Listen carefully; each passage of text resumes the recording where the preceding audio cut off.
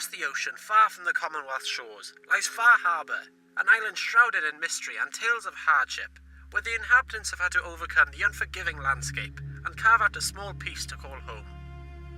If you seek passage to Far Harbour, speak to a man named Kenji Nakano, who will be willing to grant you passage to the isle, providing you keep an eye out for his missing daughter, that he suspects to have been kidnapped.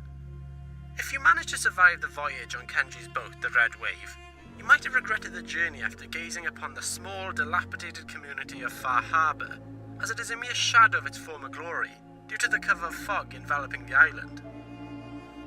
For any newcomer to the island, the fog might seem like any other harmless weather occurrence, but upon further investigation, it has brought a thriving community of fishermen to its knees, and only leaving a few stubborn holdouts to survive and attempt to overcome this phenomenon.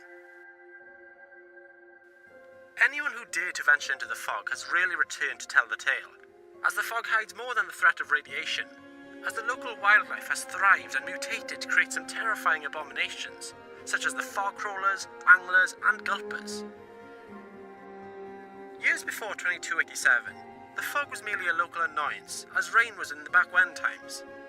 But as soon as the local cult, the Children of Atom, appeared on the island, the fog seemed to get worse, and forced the local inhabitants to retreat from their homes. The locals blame the Children of Atom for their plight, as they believe they contribute to the fog, or rather, as the harbourmen like to say, feed the fog, as their arrival and the worsening of the fog conditions could never be coincidence. Speak to any harbourmen or women, and they will tell you of their disgust for the Children of Atom, and would love nothing more to be rid of them. But of course there is no solid evidence leading them to a straightforward conclusion. As the fog worsened, the community was given technology from the Sons of Arcadia, who developed the fog condensers. This would condense the fog to liquid form and remove it within a certain area.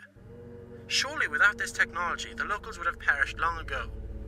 Unfortunately, however, many of the original inhabitants of the island were driven mad from the exposure to the fog, and turning them into psychotic cannibals known as trappers. Let us turn away from the dark side of Far Harbour and look at the good. Its marketplace consists of two merchants. Alan Lee, the township's gunsmith, has a limited amount of variety at his store due to the island's isolation, but you could still find a bargain or two if you look hard enough.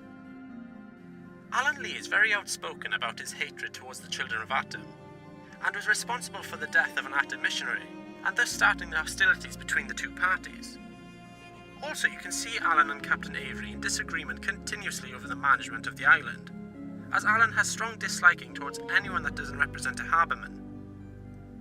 I should probably tell you who Captain Avery is, and to put it simply, she oversees the town's peoples and policies, and thus she must keep the delicate balance to keep the peace. She has been known to recruit newcomers to the island to protect the town perimeter wall, also known as the Hull. You will notice once you set foot on the pier of Far Harbour that the place is a ticking time bomb, as building regulations have been seriously neglected. Therefore, any traveller with any building experience should go talk to the mariner. The mariner is solely in charge of the structure of Far Harbour, and she has been fighting tooth and nail to keep it standing from the many threats on the island. Many believe that the harbour's perimeter wall is part made from the blood and sacrifice of the harbourmen. She will instruct any willing soul on a variety of quests that will strengthen the township's defences and give it the vital foothold it needs to survive the horrors of the island. She says that she takes on the task only to protect her home, but it is plain to see that she takes pride in her work, knowing people are safe due to her action. It is only unfortunate that her time is limited on the island, as she has fallen ill with an illness that is incurable, even in the back when times. If you manage to get close to her, she will mention her need for one last adventure before her time is up, but she has not found anyone willing to accompany her on her one-way quest. Speaking with Avery will conclude that the fog condensers designed to inhibit the fog have been in dire need of a service, and a man named Howard Dunbar was sent out to run maintenance on the condensers on the route to their water supply. Unfortunately, it is feared that Howard is dead. Therefore, restoring the condensers is of paramount importance to restore the town's water supply. You would have thought that they would find an alternate source of water other than miles away from the town. If you seek everyday supplies, head over to Brooks, where he runs the general store, and will happily let you peruse his wares. Additionally, along your travels on the island, you might find yourself in need of a doctor. Then head back to Teddy Wright, who will fix you up in no time. Anyone wishing to change the opinions of the locals might want to speak to Teddy, who might be able to point you towards completing the Captain's Dance, where few have returned. But to the ones that have, the people of Far Harbour show great respect for, as the trial of the Captain's Dance is known to be perilous.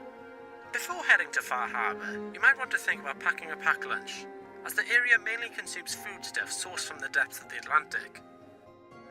To wet your whistle, however, head over to the last plank, where the finest island brews are distilled and distributed. It's nothing to brag over, but it gets you where you want to be. Here you will find old Longfellow, where he enjoys the social atmosphere. Mitch the bartender is on the lookout for a capable individual to aid him in looking for his Uncle Ken, that held out against the fog at the National Park Visitor Centre. But Mitch is concerned for how long he can hold out there, therefore hiring someone to check up on him is a frequent occurrence. If ever you're in need of an experienced guide, he will be able to escort you through all the facets of the island, which is essential if you're new to Far Harbour, and Longfellow comes highly recommended throughout the region. His story is a sad one that isn't mine to say, but become good friends with him and you might be able to hear it from the horse's mouth. But don't hold your breath, as he has become a shell of his former self. Upon the completion of the Captain's Dance, assuming you survive that is, head over to the end of the pier where you might come across small Bertha, who has shown herself to be a very capable young girl, where she has big plans for a certain lumber mill. She is convinced that in order to survive the island, they need to expand off the pier, where the land can give them the foothold they need to take back the island. Another interesting character you might want to meet, or avoid depending on what mood you're in, is Cassie Dalton, the last living descendant of the Dalton family, whom were one of the most influential families in Far Harbour. Recently, she has been asking around town for help to avenge her former family members, and any mercenary for hire would see this as a valuable opportunity to gain the trust of the inhabitants. But something indicates that her story isn't straightforward, and I would advise to stay away unless you have a thirst for blood. Walking around Far Harbour, you will find yourself being watched by the locals, as they don't take kindly to mainlanders, as they have had bad dealings with every newcomer to arrive on their shores. For example, the Children of Atom and the Synths of Arcadia, despite the Synths saving their bacon with the fog condensers. My advice to you would be to tread lightly, as every action you take on this island have repercussions that could provoke someone to do unfavourable deeds. But other than the killer fog thing, synth threat and the lunatic locals of Far Harbour, it's an idyllic location if ever you feel the bustle of the Commonwealth is too much. Are you pulling my moustache? This entire bloody tour, Malarkey, has done nothing but paint this isle as a nightmarish peasant land. Who would ruddy travel here? You have lost my interest. Good day, sir! On second thought, you should stay away from this place. If you value your life, the air in this hellhole is telling you to get the fuck out. It's a death trap. Just stay the hell away from this absolute